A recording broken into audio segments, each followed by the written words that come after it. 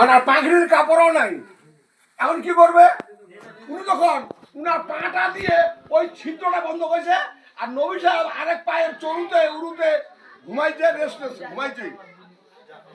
আর ওই পাহাড়ে একটা সাপ, পাহাড়ে একটা সাপ খালি গতটা ঢুকার জন্য ফাঁক খুঁজে বেড়াচ্ছে। যেটা করতে যাচ্ছে প্রত্যেকটা করতে বন্ধ করেছে, একটা গর্ত খালি ফাঁকা আছে, ওইটা আউবক করছে পা খান, আর হাতটা খালি পা খাট চলতেছে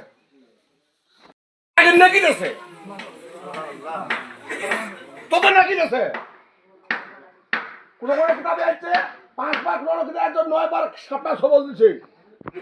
তারপর আউবক যখন সহ্য করতে পারেনি, তার চোখের পানি বাইর হয়েছে, তার কান্না করতেছে, চোখের পানি নদীর গালে বসে ও তোর ঘর ধোয়াইছে।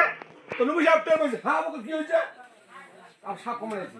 এই জন্য বলিনি ও কোনা কানে যা ওদের পাটাতে নবী তার থুপ দেহানোর ইয়া করে দিলে, মাখে দিলে, সব বিষ নির্বীজ হয়ে গেছে।